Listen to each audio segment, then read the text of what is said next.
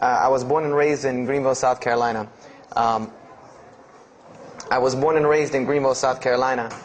And I was raised by my grandparents because at a very early age my mother had stepped out and my father was working 2 jobs. So it was me and my grandparents.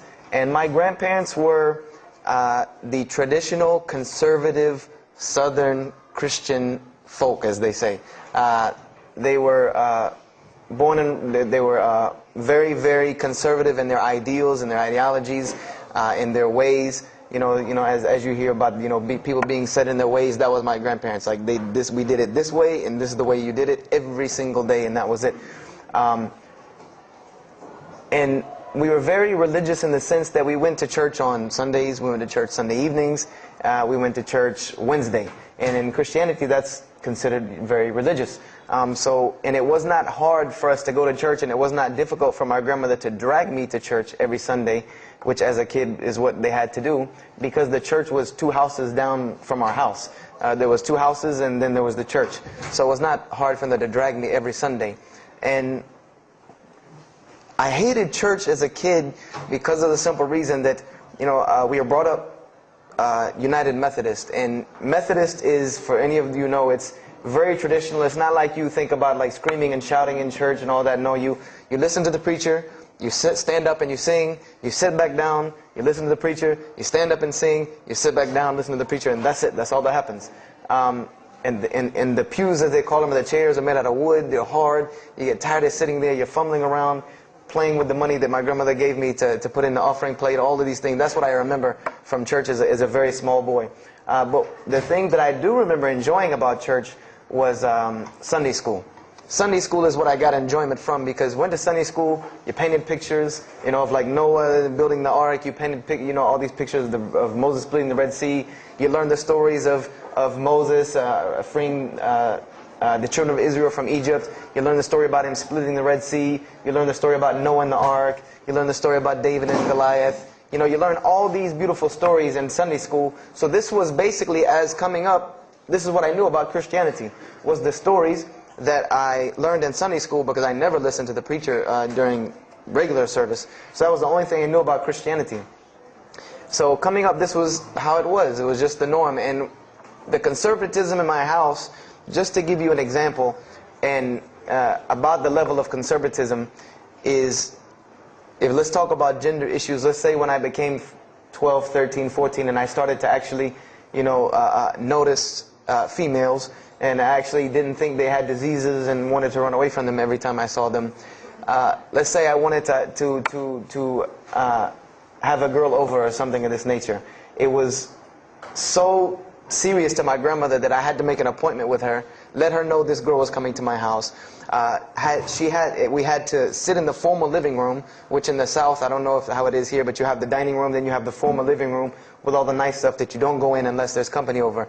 And my grandmother either had to be sitting in the same room with us or in the kitchen where she could see directly in the room. I mean, this is just how it was in my house. This is how my grandmother and grandfather were. They were very stern. They were very loving, but there were rules, and those rules were the way they were, and they did not change. So this was my upbringing.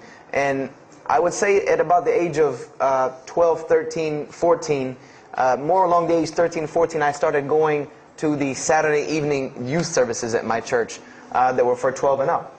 And the youth services were held in the gym, and they were totally different than church. At the youth services you went, we played basketball, we played volleyball, we played dodgeball, we played every kind of sport, and we ate pizza and cake and candy, all the stuff kids like to do. And at the end, the youth minister, who happened to be my catty corner neighbor across the street, when I was 14, he was 17, he was the youth minister, so he would sit us down and give us a 30-minute lecture about Christianity, about something about God. He would give us a 30-minute sermon, and that's how the youth services were. And going to these youth services, I met some other people who went to other youth services.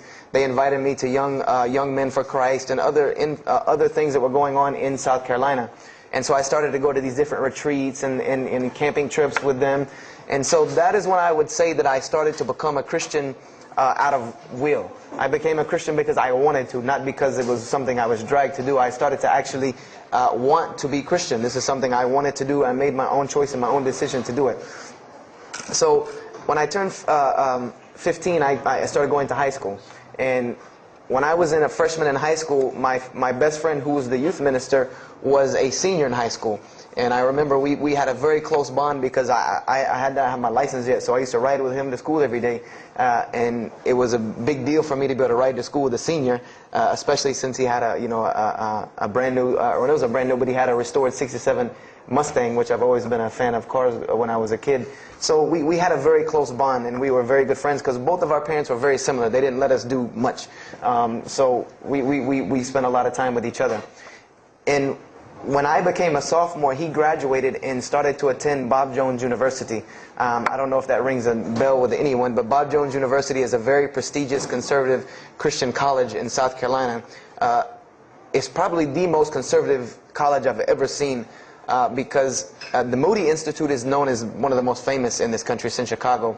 But Bob Jones is conservative to the point to where when it comes to men and women, like men and women are not allowed to get caught talking to each other in a room alone if they're not married, holding hands on campus. The men had to wear button-up shirts or polo shirts tucked in with slacks or jeans. The women had to wear skirts. No jeans, skirts that came down to the ankle, and a shirt that came to the wrist. And this was part of the guidelines for Bob Jones University. You know, you didn't party, you didn't drink, there was none of this that happened at Bob Jones University.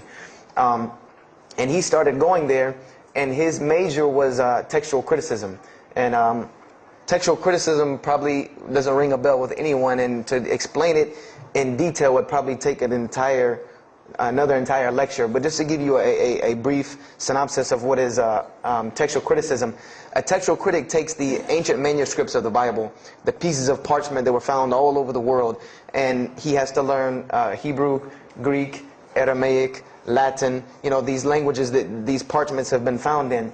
And he has to take these scriptures and try to find out where they came from, why there are variations in the many different versions of the same parchment. Let's say you have Matthew chapter 1 from the Bible. There might be 5,000 different variant readings of Matthew chapter 1 in 6 languages. And so he has to be able to take all these and sift through them, try to find out why there's so many variations of the readings, and then determine which one is the original.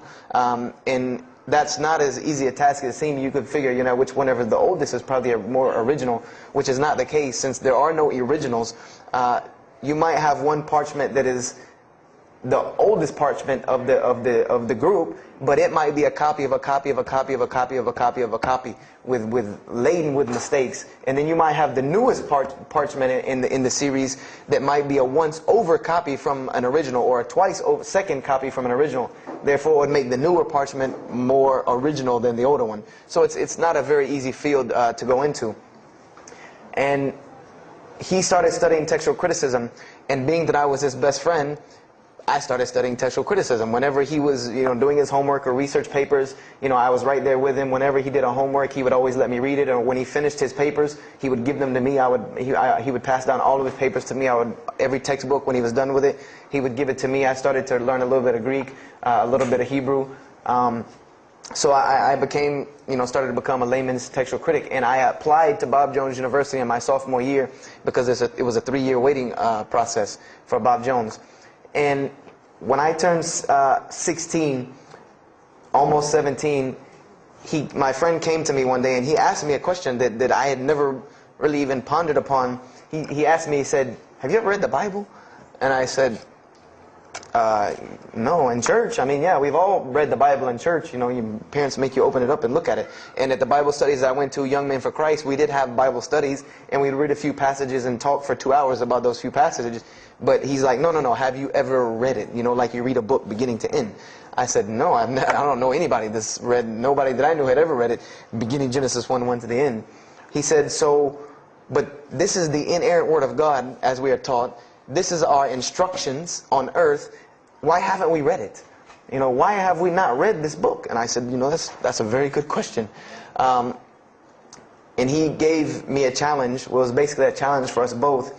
He said, let us start with Genesis 1:1, and let's read the Bible, and let's see what God says to us. because this is the inerrant word of God, inspired to men for instructions for us. So let us see what God says to us. If God can talk to the preacher through this book, why can't he talk to me?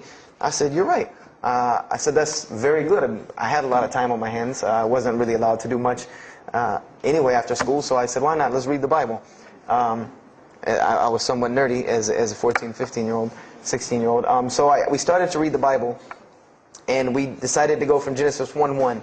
And what we tried to do, this was the attempt that we made, was to not think of anything that we'd ever heard about Christianity, but to open the Bible, and let's say I just found this book in the desert, and read it and see what it says to me. Let it talk to us. So we started Genesis 1:1, and we started reading through the Bible. You know, we did some of it together, and most of it I did by myself, because I'm a very, very quick reader, so I decided to read a lot on my own. And as I was reading through the Bible, I started to notice the stories that I had heard in Sunday school. You know, you start reading Genesis, you read about Adam and Eve, we all know that story. You started reading about Deuteronomy, Exodus, you know, the stories of Moses, the story of Noah, the story of Lot and Abraham, and all these stories that I know. But I was surprisingly and astonishingly shocked by some of the stories that I read about these same people that I learned about in Sunday school. Just for instance, and this is a big testament to why Allah kept sending us prophets and why Islam was sent as a complete and perfected deen with the Quran. If you read about Noah in the Bible, there is the story about Noah saving humanity from the flood with an ark and all of that. There is this in the Bible. There's another aspect to the story of Noah that not many people know about unless they actually take time to open a Bible. This will not be preached from any pulpit anywhere. Is that the Bible says that Noah was an alcoholic. This is the Bible's portrayal of Noah, or Nuh alayhi salam, that he was an alcoholic, that he was a drunkard. This is the word used in the Bible, that he was a man given to alcohol. And I'm a psychology major, and my field of specialty is mental illnesses, and alcoholism is one of those, is a mental illness. And I know from seeing alcoholism's effect on one of my close friends' parents, I know that someone who is truly addicted to alcohol, and if Noah lived for so long addicted to alcohol, he was seriously addicted to alcohol. It is hard for someone addicted to alcohol to hold down a 9-to-5 job working at McDonald's flipping hamburgers, much less construct an ark to save humanity from a flood that's never happened.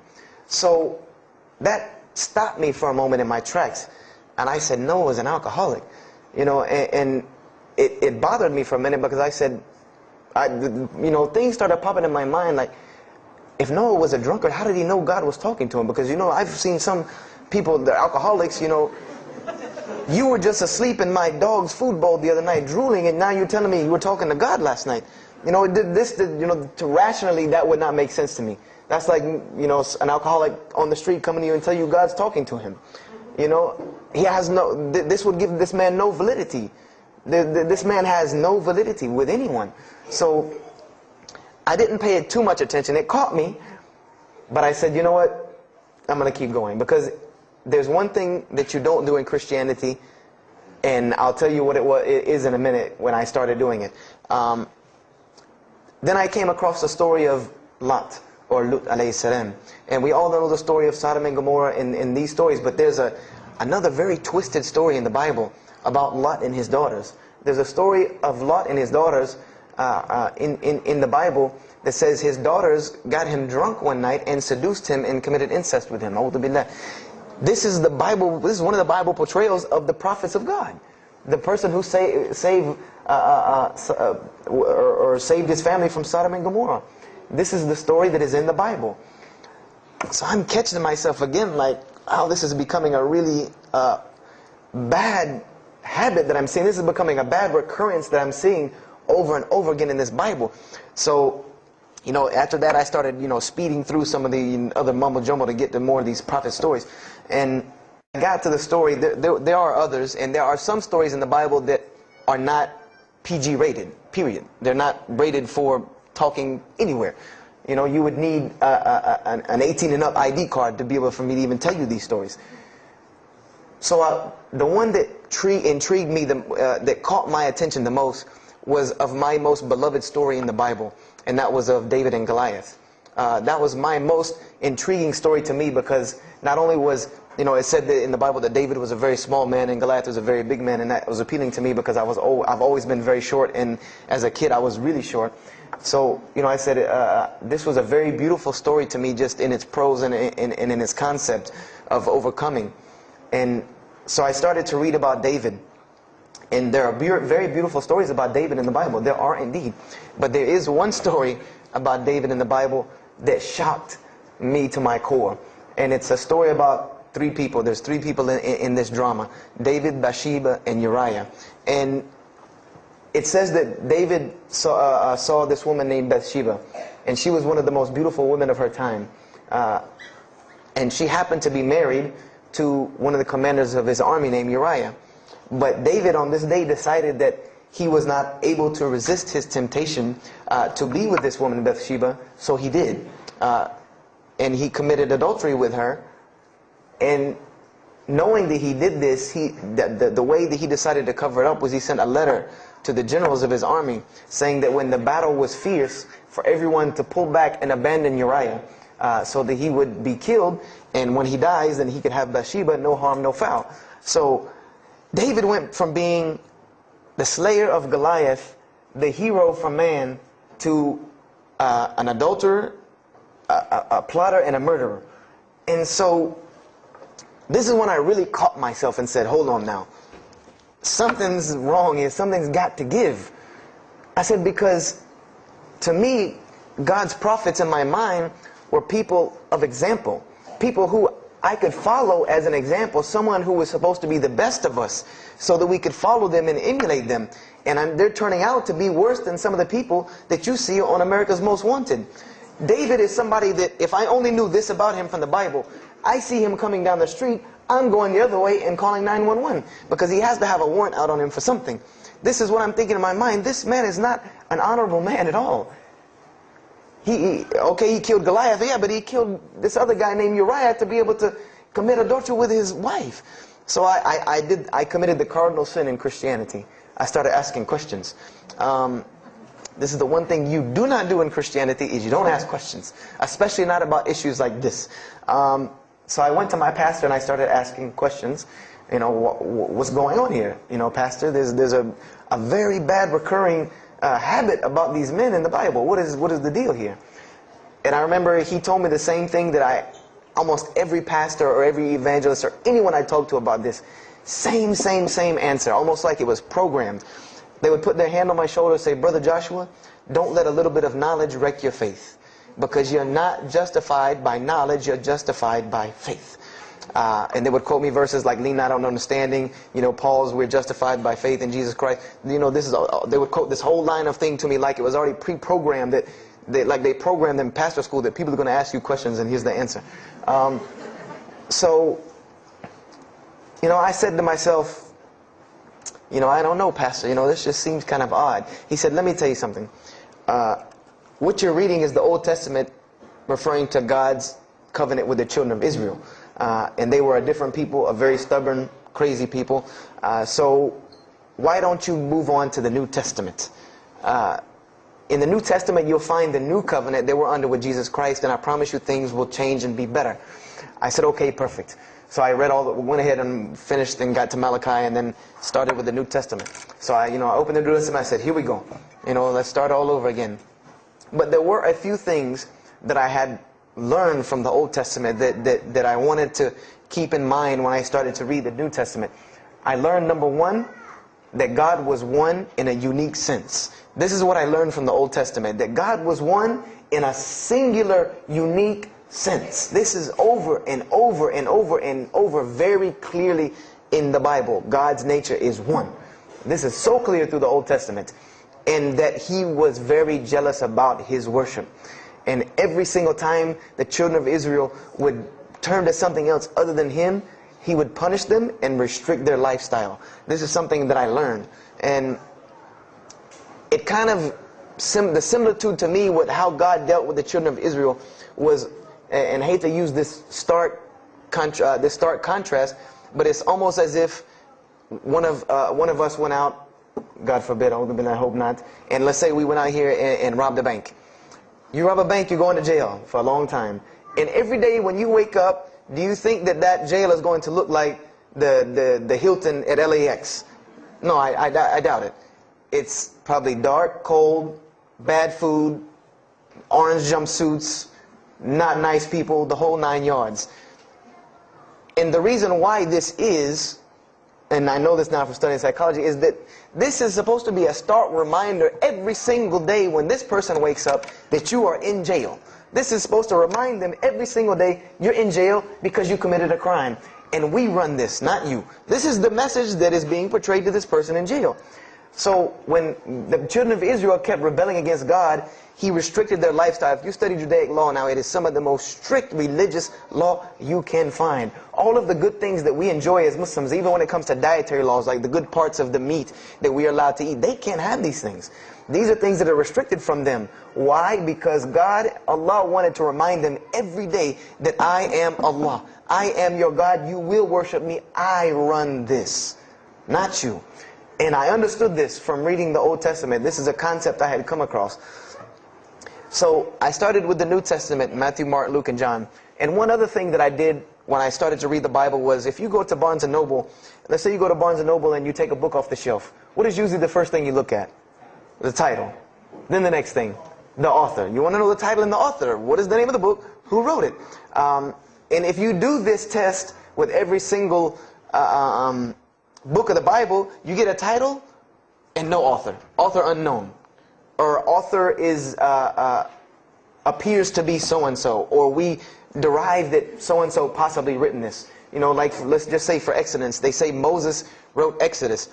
Which if you read some of Exodus, he couldn't have written all of Exodus because the last part of Exodus is Moses' death, burial, and Joshua taking over the children of Israel. And now, unless Moses was a sure indeed prophet that was able to write things after he died, then he did not write these things. And so when you go to Matthew, Mark, Luke, and John, I wanted to know Matthew who, Mark who, Luke who, John who, because it's called the Gospel according to Matthew. The bad thing is that no one knows.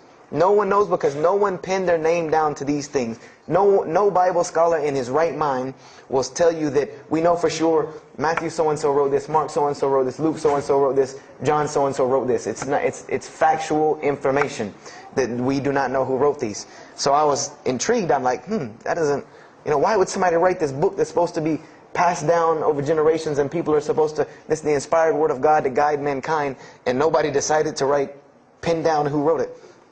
But anyway, I started to read it, and I started to notice things about the teachings of Jesus Christ. And they were not what I had learned in church. When Jesus spoke, He spoke of the nature of God. And when He spoke of the nature of God, it was the same nature of God that I found in the Old Testament. Jesus said many times that God is one. God is unique. He would even quote from the Hebrew Scriptures. Hear, O Israel, the Lord your God is but one. When He was asked, what is the greatest commandment? He was asked the greatest commandment. He said the greatest commandment, and every Muslim should understand these two concepts. This should be nothing new to you. The greatest commandment is to love the Lord your God with all your heart, with all your might, with all your strength, and then to love your neighbor as you love yourself. He said the rest hang on these two, which we know in Islam we have rights of the Creator and rights of the creation. So this was the concept that He was teaching. And He even said in 1 John 5:17, and this was more clear to me than anything else can be, this is life eternal, that they may know you, the only true God, and Jesus Christ, whom you have sent. And when you look at that in the Greek and the Aramaic, it is almost exactly to a T of La ilaha illallah Muhammad Rasulullah. Now that I know Arabic and have understood that, very same similar statements. Yes, indeed, there were some implicit statements about that you could implicitly, if you took them and separated them from everything else, you could maybe derive that Jesus was trying to claim some divinity or something for Himself. But I also know from doing psychology, and I did a little bit of law too, that an implicit statement cannot override an explicit statement. An explicit statement always takes precedence. So if Jesus said God is one, and He anagorically may have alluded to God being more than one, then the clear statement overrides that each and every single time. So this is what I found through the New Testament. And I also found that Jesus taught salvation. But his salvation that he taught was obeying God and following the commandments. This was his mode of salvation. One man asked him, "Good master, tell me how I can inherit the eternal life." He said, "Follow the commandments." Follow the commandments. He even, in Matthew, was so sincere about it. He said, "Whosoever shall follow the least of these commandments and teach men to do so shall be called the greatest in the kingdom of heaven. But whosoever shall break the least of these commandments and teach men to do so shall be called the least in the kingdom of heaven." So this I understood very clearly, that Jesus taught the same nature of God that was in the Old Testament. He taught that the salvation lied in worshiping God and following the commandments. This I understood. Matthew, Mark, Luke, and John were very clear about this. There were other things, the only begotten Son, but these things were not in red letter, so I did not give them as much weight as what I did to the actual words that Jesus Christ was saying out of his own mouth. So I read Matthew, Mark, Luke, and John.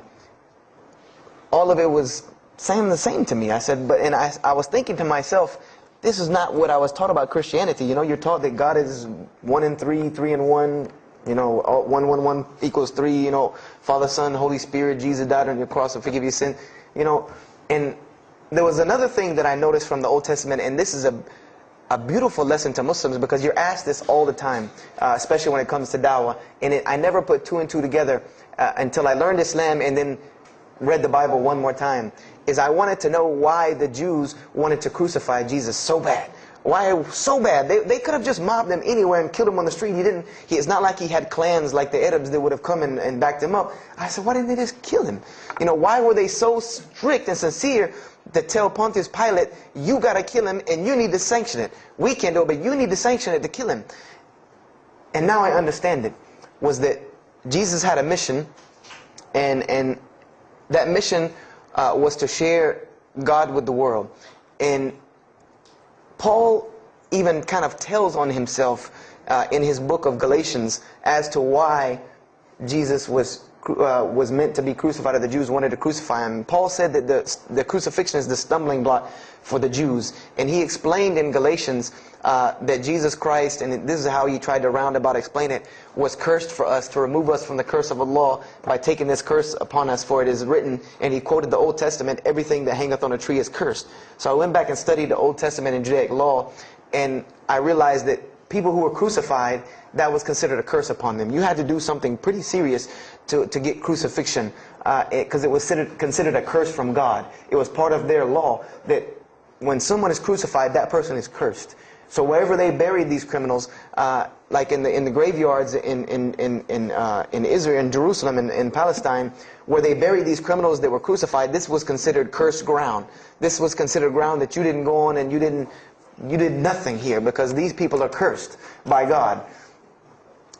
So I started to put 2 and 2 together. That it's not that they wanted to kill Jesus, because they could have just killed him.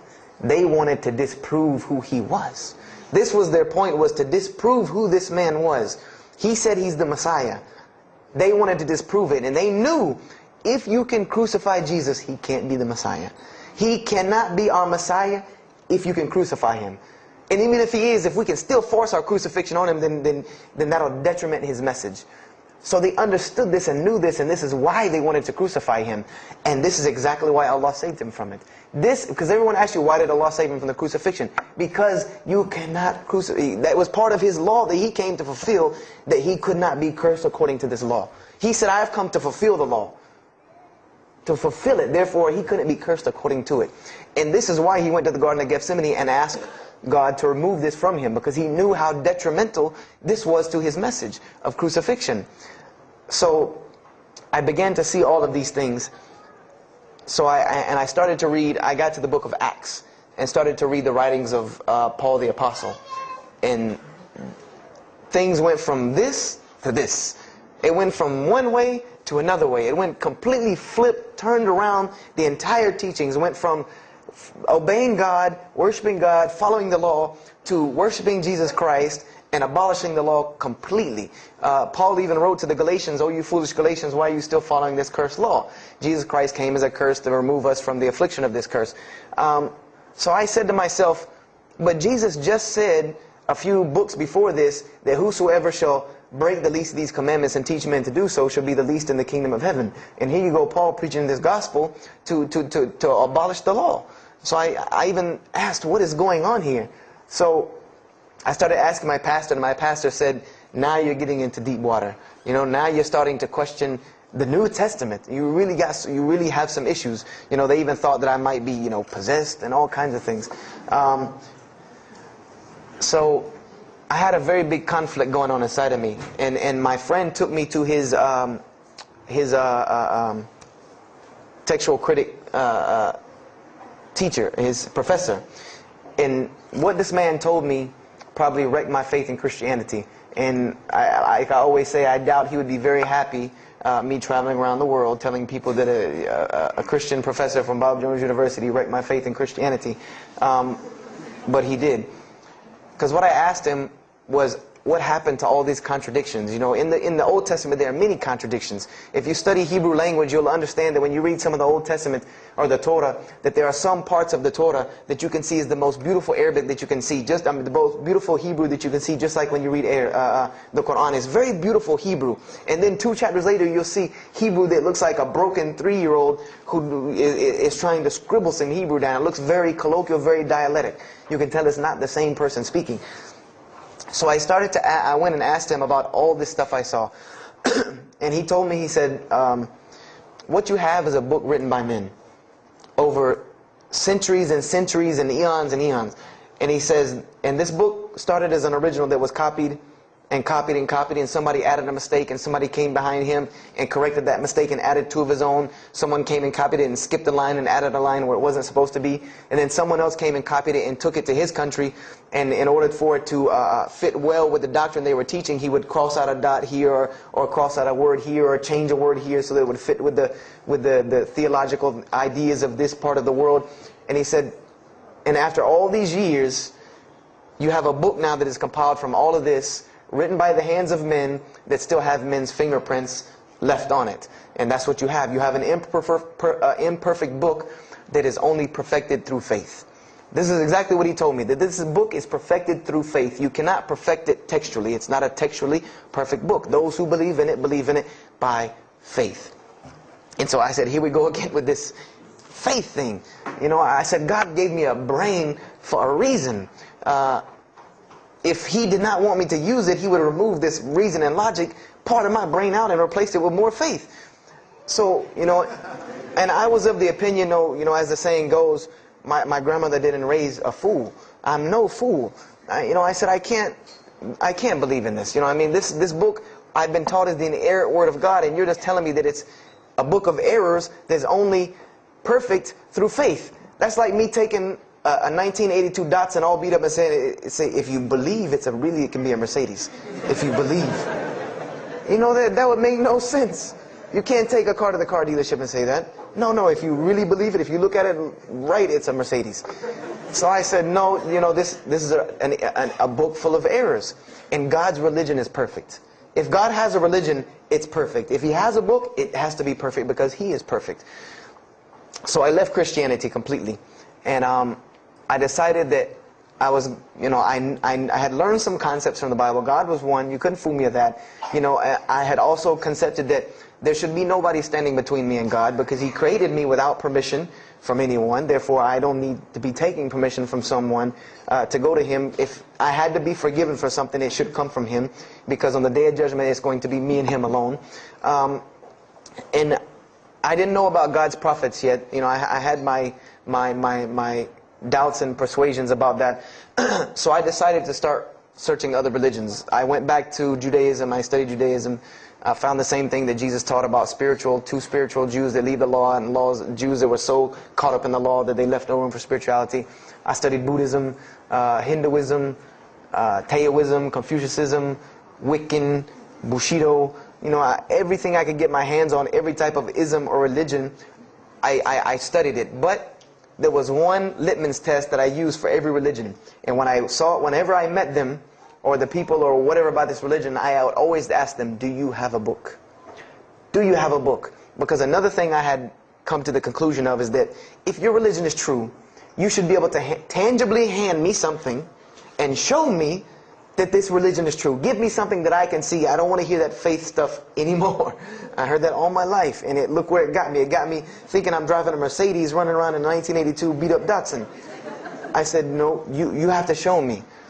And so I read the Bhagavad Gita, I read the Torah, I read the Scrolls of Tao, you know, I read the Code of the Bushido, I read the Wiccan Book of Spirits and Spells and all that other magic stuff they have.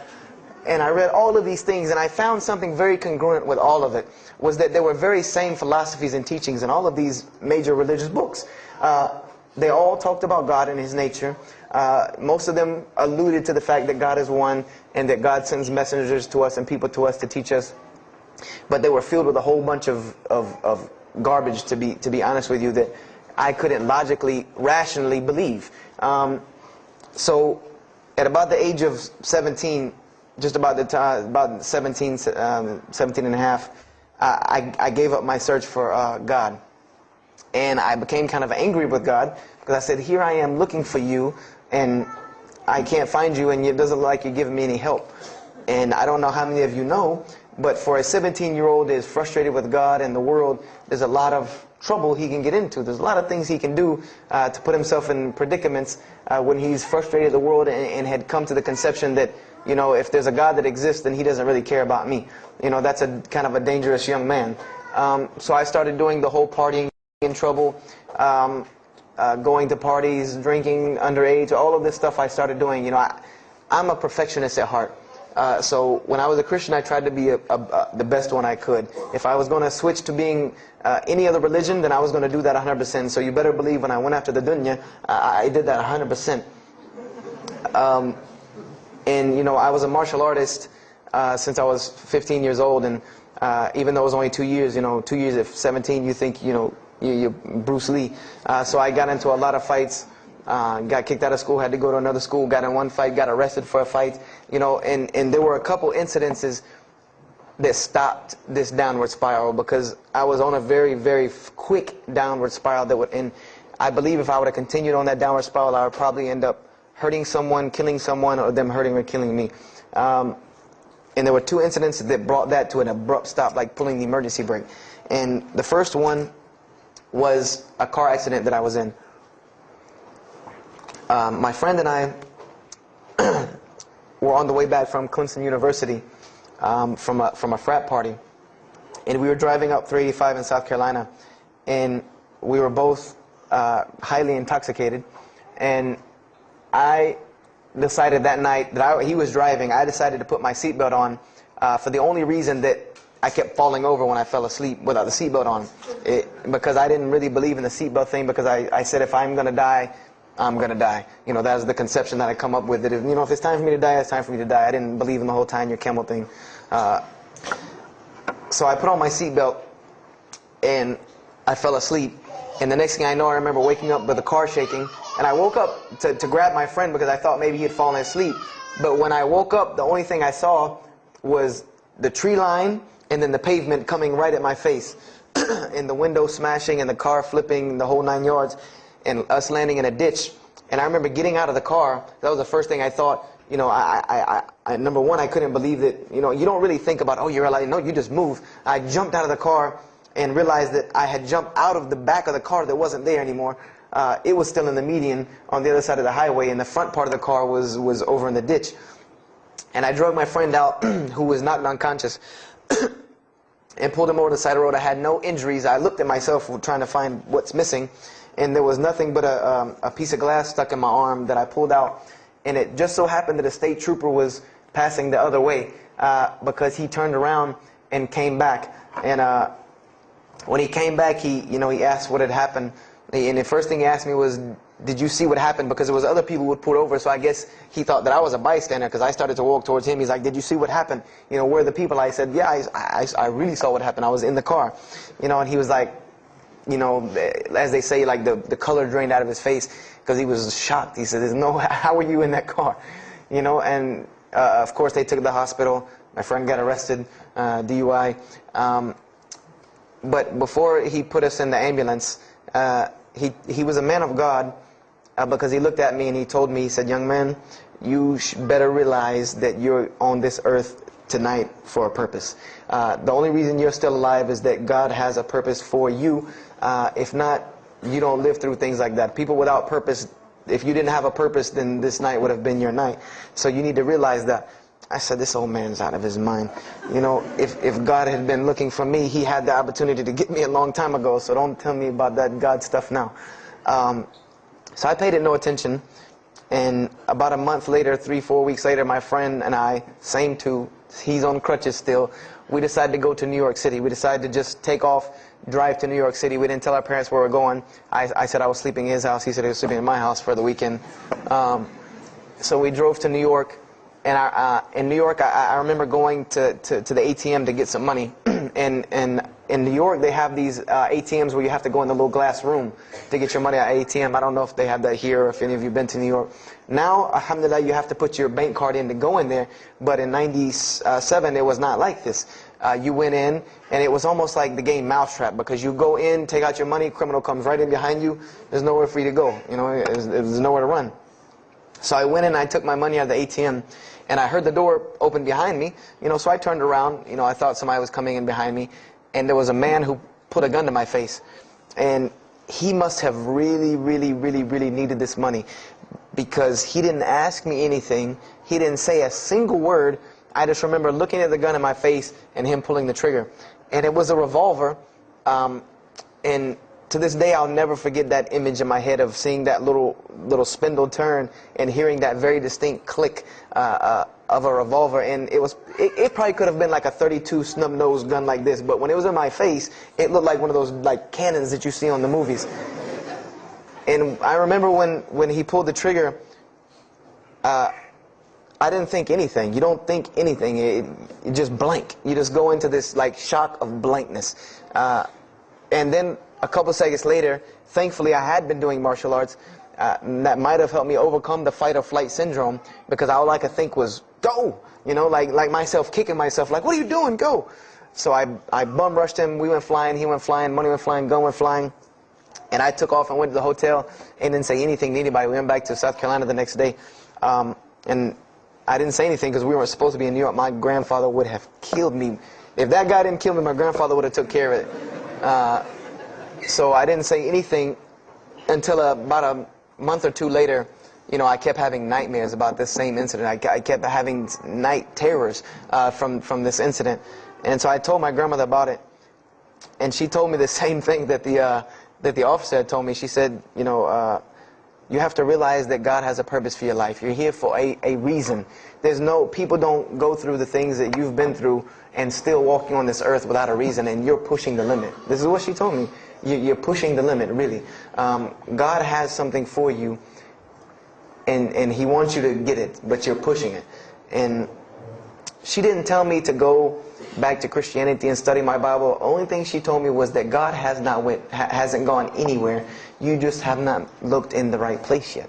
And so I decided to put myself back together. You know, the car wreck, the gun thing, the getting arrested for fighting, like all of that, like really made me stop really quick and think, you know, that I need to get my stuff together. So I became an agnostic, someone who I believed in God with no form of religion. I prayed to God on the floor on my hands and knees, because this is how all the books of God, this is how the Bible, the Torah, the New Testament, the Bhagavad Gita, all of these scriptures that I ever read, they said that this is how the men of God prayed.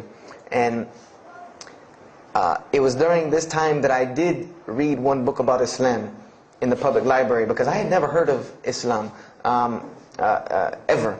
But I remember I was looking in the religious section in the library at school, and there was a book about Islam, and or it was in the library, the public library, and I remember it was some title like "Why I'm Not a Muslim" or some, you know, one of these titles that was propagandistic against Islam, but I had no idea. So I just took the book and I read it, and I remember it said that Muslims, M-O-S-L-E-M-S, and any of you knowing Arabic knows that's a very derogatory word. A Muslim is someone who oppresses someone else. That's a very quick sleight of the pen that was used in the past for a very real purpose.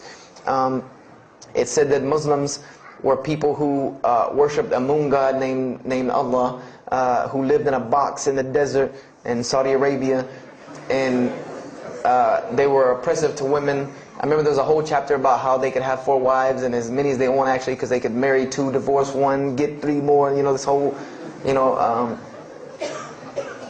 And it said that, you know, I remember the one thing that really caught my attention was the whole chapter on jihad, where it said that Muslims were allowed to kill non-Muslims at any time, at any place, without discretion, and it was an honorable act, and not only would they go to heaven before it, but they would get 70 virgins on the way. You know, so I closed the book on Islam, put it back on the shelf, and marked off Islam off my little list of religions, and said thanks but no thanks, and if I ever see a Muslim, I am out. And I said I'm pretty safe in Greenville, South Carolina. I had never seen a Muslim ever. So I said, you know, I don't have to worry about running into no Muslims, thank God. So, you know, I started, you know, just worshiping. You know, I tried to just be a good person, you know, pray to God, ask Him for guidance, try to be a genuinely good person. And I remember what changed is when I met a Muslim. I met a Muslim who I had met a couple of times at school. We had went to school together, and I knew him, but I never knew that he was Muslim. And there's a couple of reasons why I never known he was Muslim. Because he was African American, number one, and the book said that Muslims were Arabs. And number two, I didn't know, you know, I thought Muslims ran around, you know, marrying as many women as they want and killing non-Muslims. I didn't know that they could also be part-time drug dealers.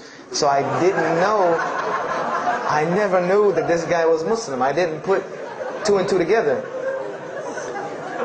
So we were at his house one day, and me and my other friend, the one that, you know, I got into a lot of trouble with, I'm trying to keep him out of trouble now.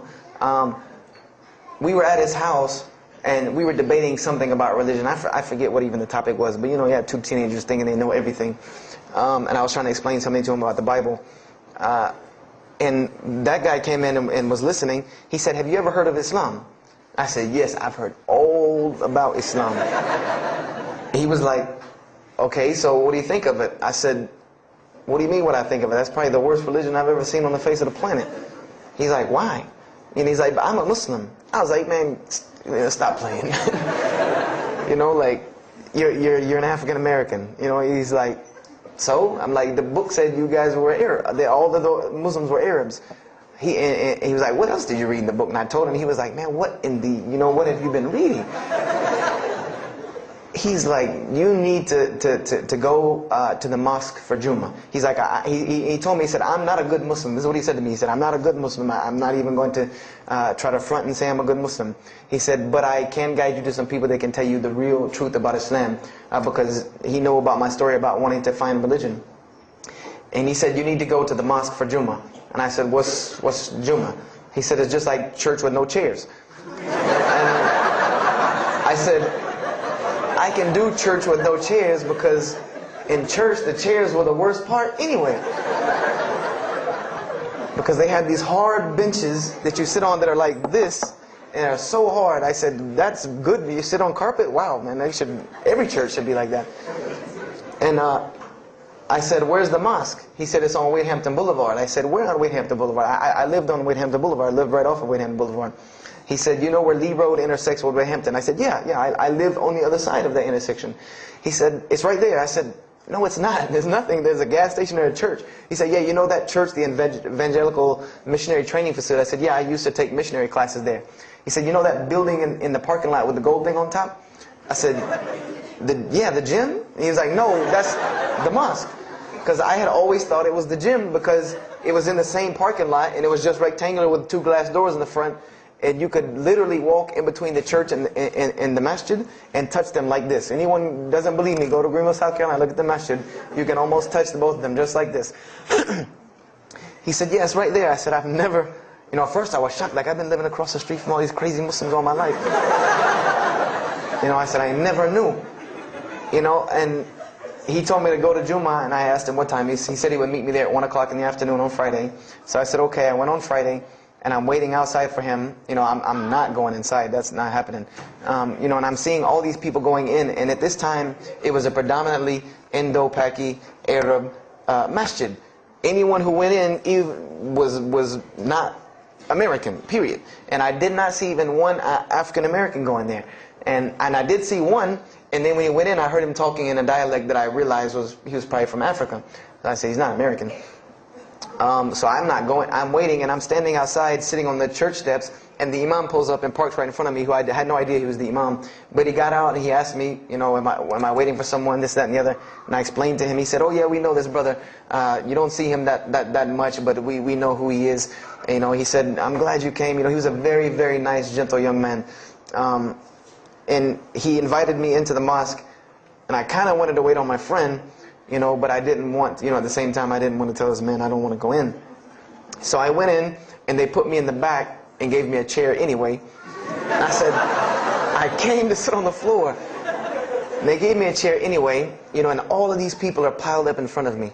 And there's no Americans here. And I'm starting to wonder, you know, if this is a setup. Because it's starting to smell like a setup to me. Because in my mind, I'm like, you've been set up before, and this seems kind of like this.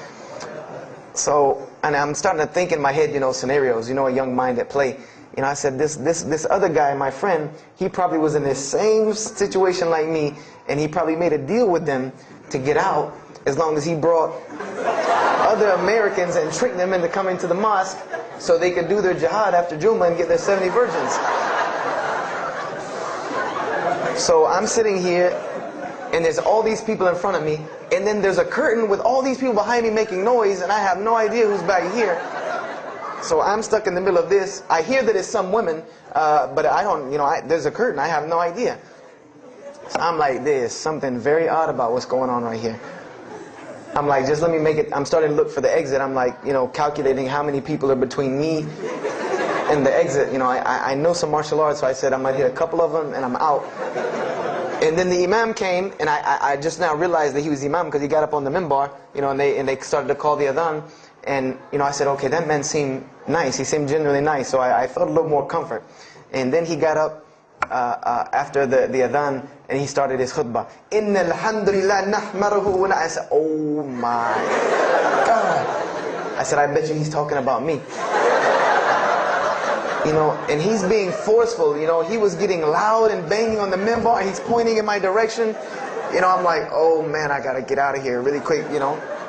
I said, well, I'm going to take my chance with the women behind me. I'm going through the curtain. And then he started to, when he got done with his Arabic tirade, he started to explain it. You know, that verily all praise belongs to Allah alone, or God alone. In Him do we worship, in Him do we seek help and assistance. We seek refuge with Him from the evil that lies. You know, he explained what he said in Arabic, and it sounded to me so beautiful. It was very, very beautifully prosed, what he said, and I wanted to know where he got that. You know, I said, where did he get that? You know, because it was only about God and about the nature of ourselves.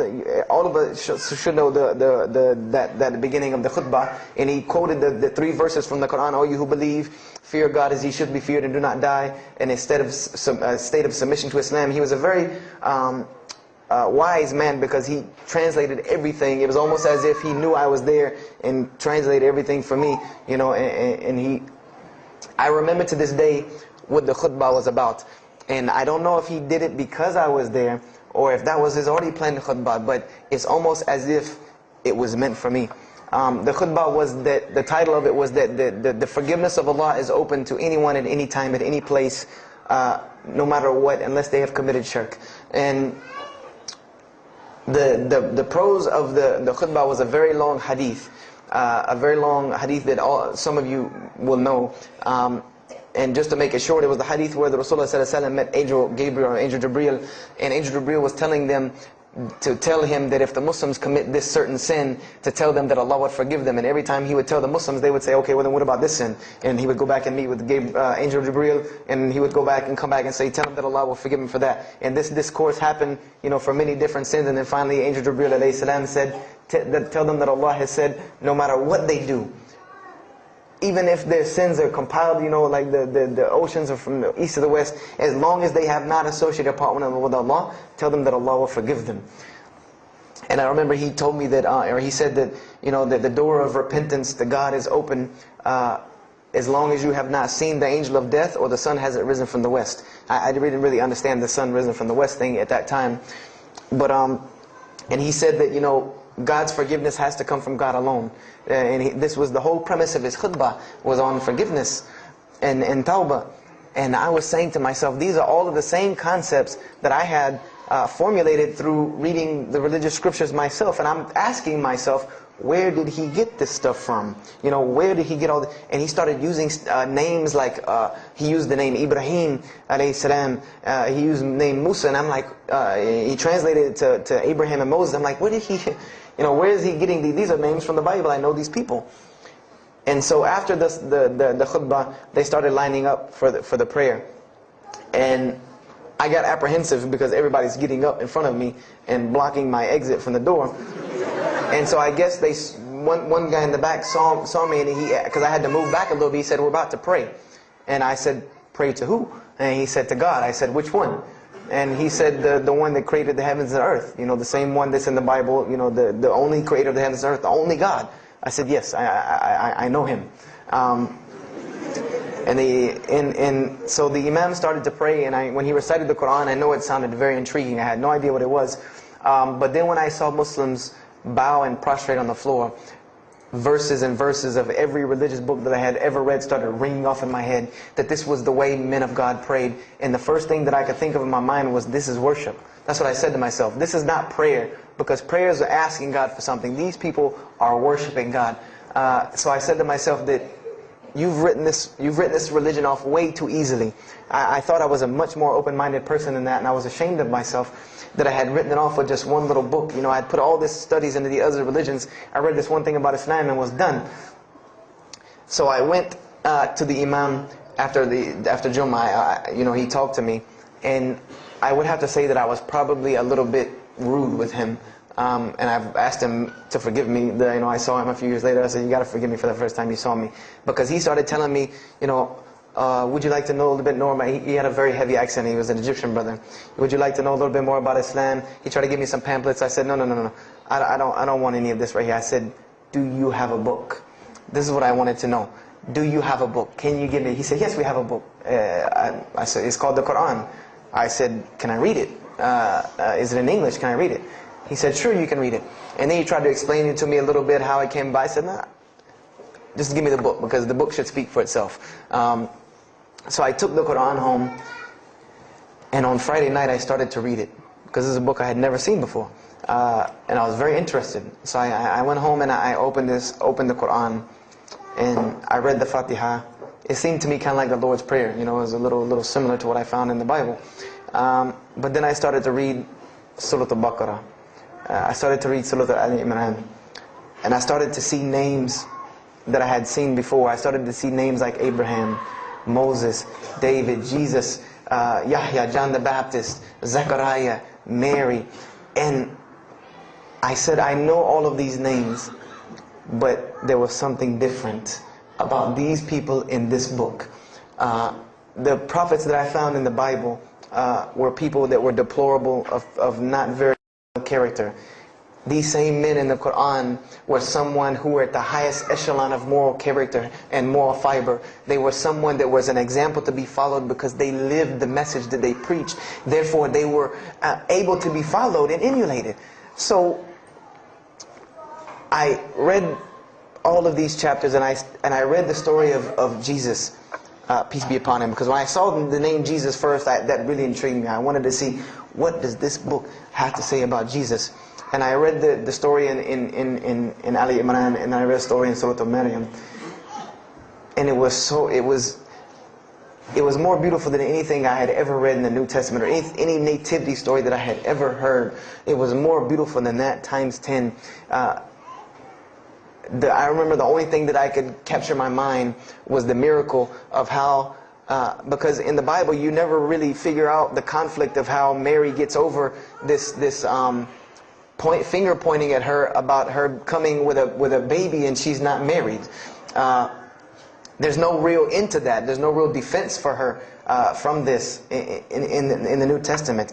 But the Quran is so explicit and so clear that Jesus' first miracle was to speak from the womb, to speak as a baby and defend the honor of his mother. Something that you cannot deny, something that you cannot deny about her, who Mary was, when you have this baby speaking on her behalf. So I would say I read the Quran entirely in 3 days.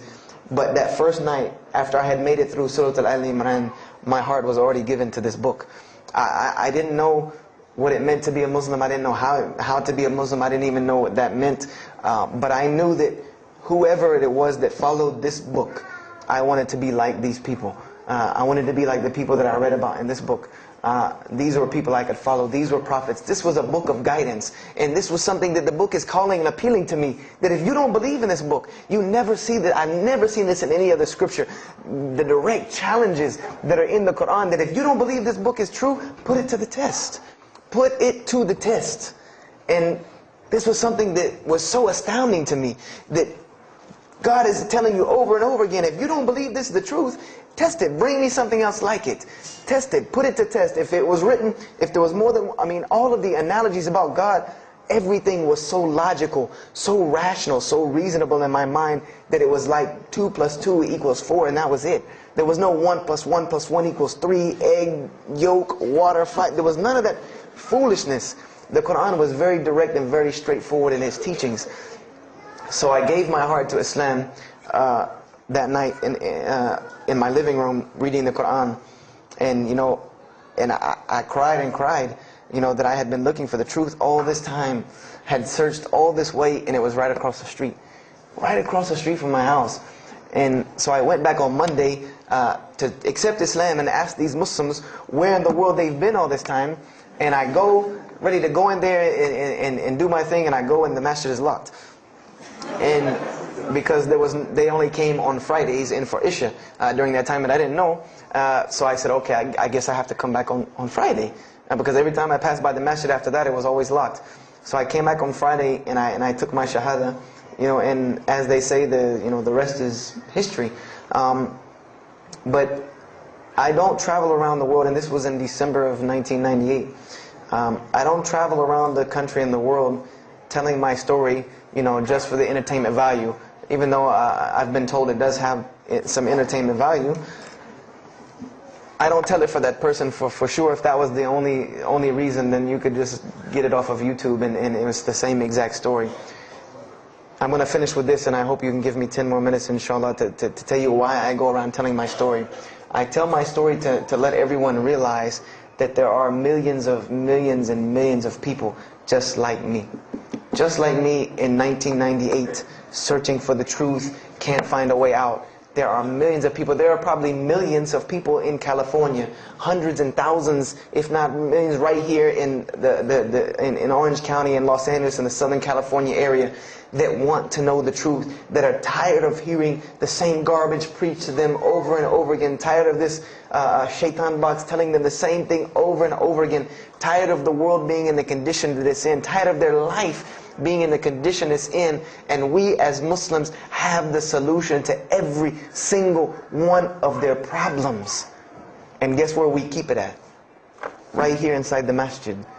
Right here inside the masjid, we have all of this truth. We have the solution to every problem in the world. You want to solve the world hunger? The problem of world hunger? Islam has the problem. You want to solve the problem of world poverty? Islam has the answer. You want to fix the economic situation of this country? Islam could fix it tomorrow.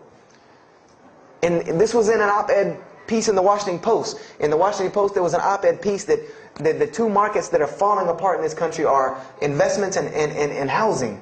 And there are two people in this market that while the rest are bottoming it out, this market is steadily climbing. It's not getting rich overnight like people want to, but it is continually going up, and that is Islamic financing and Islamic housing markets. These two things are so steady and so strong that economists in DC are trying to figure out how they can take some of these Islamic principles, from these investing and housing firms, and plug them into this system to give it some stability, because they realize that you won't get rich overnight in the Islamic system, but it will be stable.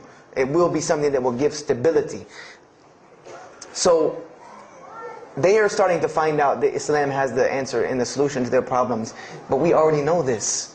We already know this, that we can solve every world problem with Islam. We'll put it into it. But the problem is, we're hiding it from the people. Unfortunately, willingly or unwilling, knowingly, unknowingly, we are hiding this from the people. And There's a statement in the Quran and that Allah warns the Jews about what they did with their religion, and it is a statement that is left in the Quran for us, that verily those who conceal the evidences and the clear proofs, after we have made it clear for them in the book, they are those who are cursed by Allah and cursed by those who curse, unless they repent and reveal that which they have been concealing. Those I will accept their repentance, because I am the one who accepts it, the most merciful. We have become guilty just the same way the Jews have of hiding the truth about their religion. When they saw the Prophet Muhammad ﷺ, they knew the truth and wanted to hide it. People, we know the truth about Islam, and we are hiding it. We as Muslims are running around begging Allah for dignity and honor and help when He has already given it to us in this deen. Everything that a Muslim could ever want has already been given to him in this deen of Islam. Anything that you ask Allah for, there is an account set up for you to go take it out of. You just got to find it where it's at. And any of you, I'm not going to go through the ayahs for they're too long, but if you want to know the solutions to every one of your problems in this world and the hereafter, just go read Surah Al-Saf, ayah 10 through 13. Very, very easy solution. If I had the time, I would read them to you, inshallah. But we have the cure to every disease in the world. And we're not giving it to the people. And I want to use this as a parable because I really want this to hit home with you. Let's say, what is your name, brother? Abdullah, mashallah. Let's say me and Abdullah are best friends. We're brothers in deen, we're roommates. And we've been roommates for years and years and years. And let's say brother Abdullah has contracts an illness, a disease that is one of the most painful diseases that any human being can ever go through in his life. And it's not something that is going to kill him quick. Let's say this disease is going to suffer and fester with Abdullah and make him not be able to eat, sleep, nothing. He's just miserable all the time. When I come home in the evening, he's rolling around on the floor in pain. And let's say I know him in this condition, and let's say one day I come across the cure for his disease. Someone tells me that if you give this to Abdullah or anyone like him, he will be instantly cured and he will never suffer again. And let's say I take that and put it in my pocket, and I don't give it to Abdullah. Why? Why don't you give it to Abdullah? Well, number one, I'm way too busy. I have 2 jobs, going to school, I have a long commute back and forth, I gotta drive up and down the 405 every day. I don't have time to give Abdullah this medicine, man. If he wants the medicine, he'll go get it himself. I don't have time, I'm really busy. Number 2, I'm not a doctor. I should not be prescribing Abdullah medicine, and I'm not knowledgeable in medicine. He should, if he wants help, he should go see a doctor. I'm not a doctor. Number 3, Abdullah's, please forgive me, but Abdullah's kind of stubborn. He doesn't really listen very well. He probably, he's kind of set in his ways. So even if I tell him this medicine is good for him and it'll cure him, he probably wouldn't even take it anyway. So why waste my time? Do any of these excuses sound familiar? And let's say I don't give this medicine to Abdullah and he dies. And let's say he dies the most painful death that you can ever imagine. I want to ask you a kind of rhetorical question. Do you think on the Day of Judgment that Allah is going to call me and Abdullah up and ask him about this incident between me and him because I've oppressed him? I have oppressed him. I've allowed him to suffer knowing that I could ease his suffering. I'm sure Allah is going to ask us about this. But the beauty about Islam is that if Abdullah was a good Muslim, bore this disease patiently and died, he dies as a shaheed, inshaAllah. And on the Day of Judgment, this is how beautiful Islam is, that he could very well come before and Allah ask us about this, and brother Abdullah say, you know what? Allah, I forgive him. So you forgive him. This is the beauty of our religion. And Allah will forgive me. But the disease I want to tell you about is the disease that every single non-Muslim walks around with every single day, and they don't even know it. It has no real physical symptoms, and that's the disease of shirk, the disease of being jahl, being ignorant about Allah subhanahu wa ta'ala. Allah gives them life, and they worship someone else. Allah feeds them, and they thank someone else. He created them and fashioned them in the womb of their mother and knows them better than they know themselves. And they have no idea who He is. They don't even know who He is. If that doesn't pain your heart to see a person in this condition, then for sure the hearts have become hardened. Because when I see non-Muslims, especially when I sit in places like airports, I see this disease. I see it on them. I see them walking around with it. And there's so many of them passing me, I think to myself, there's no way I could talk to all of them. There's nothing I can do. And this disease is something that not only is not going to show up as a physical symptom and is going to leave them ignorant about Allah subhanahu wa ta'ala, but when the day they die, they will die the most physically painful death that anyone can ever suffer. The Rasulullah ﷺ said that when the angel of death comes to the disbeliever, it doesn't come kindly. He yanks the soul through the nose, and it's as if his flesh is torn from his bones. It's as if they take Brother Abdullah and turn him upside down and stuff him in a human paper shredder. This is the death that is waiting for those who do not know Allah subhanahu wa ta'ala. And you know the unfortunate thing? That while you've been sitting here listening to me, thousands of people have died. Thousands of people have lost their life not knowing Allah while I'm talking to you right now. People in this city have lost their life, and there's nothing we can do about them. They're gone. It's too late for them. We can't save them even if we want to. And that's a deplorable, deplorable, sad, sad fact that we can't save them. But there are many, many, many, many who we can save. And that all that takes is us taking this light of Islam we have and showing it to the world. There's a statement in the Bible, and I finish with this. Whether Jesus alayhi salam said this or not, doesn't matter, because this statement is one of the most profound statements that has been somewhat of a focus for me in my mission of da'wah. It is said that no one would bring a candle into his home and then place a bucket on top of it, because then no one would benefit from the light. No, if someone would bring a candle in their home, they would set it on the table in the middle of the room so that everyone could benefit from this light. And unfortunately, the Muslims of this generation, we are a bunch of candles with buckets on top of it. No one can see our light. No one can see the beauty of Islam in it. Believe me, if you don't see it, believe me, take it from someone who was once standing on the outside looking through the window at that light. It is one of the most beautiful things you can ever lay your eyes on. It is a treasure to be found of treasures. And everyone else can see this, and they will see this if we show it to them. If we allow Islam to be Islam. If we start becoming Muslims, meaning that the best form of da'wah that you can do to this world is very, very simple. It's not complex. It doesn't take a 10-hour workshop, even though some of the details do. But if you want to know the way, the best way to do da'wah is for Muslims to be Muslims.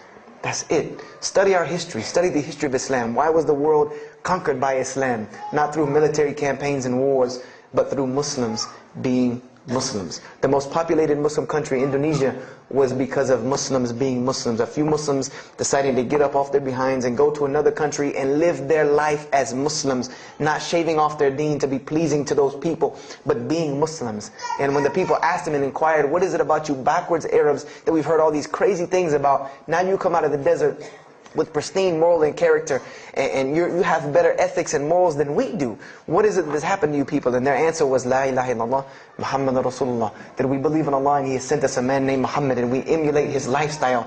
That's why we're like this. This is what conquered the world for Islam. This is what conquered people's hearts for Islam.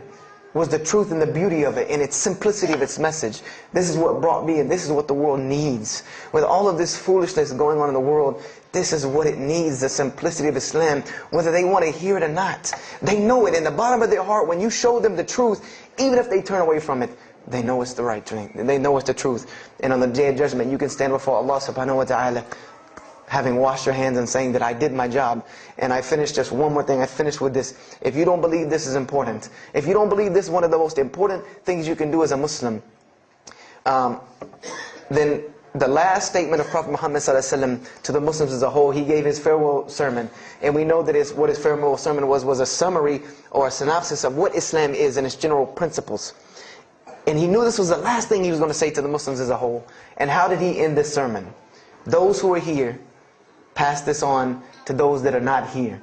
For verily it may be that the last one that hears my message may understand it than those right here among us. He gave a command to those Muslims to pass it on, and for those Muslims to pass it on, and for those Muslims to pass it on, until there was no one left to hear this message. This was a command he gave, the last command he gave to this ummah as a whole. And then what happened? He pointed his finger to the heavens and said, "O Allah, bear witness that I have indeed conveyed your message." And upon saying this, what happened? Allah revealed the surah, "This day I have perfected for you your deen and completed my favor for you and chose for you Islam as your religion." And the last statement that Prophet Muhammad ﷺ gave to us before this was revealed was that we must pass this message on. He gave us that duty. He took that duty that was only reserved for prophets. No one else, no other. If you don't believe me, go read Surah Al-Bayna about what was commanded of the other nations. No other nation was given this opportunity and blessing to pass on this deen except us. Because there are no more prophets coming. So the job falls on our shoulders. Qurans are not going to fall out of the sky and hit people when they're walking down the street. This job has now become ours. And just like if the Prophet Muhammad ﷺ had not done his mission, he would have been accountable before Allah. If we do not do our job of spreading this message of Islam, we will stand before Allah on the Day of Judgment. Don't be the person standing before Allah on the Day of Judgment and your neighbor that you've known, your co-worker that you've known 10, 15, 20 years come and find you and tell you, you knew this day was coming. You knew this day was coming and what was going to happen to me, and you did not say anything to me. And those people will complain to Allah about us. They will complain to Allah about us. Because we have the truth right amongst them and we're not giving it to them. We need to stop hiding it in our masjids, in our homes, in our hearts, and we need to give it to the people. It's beautiful, trust me.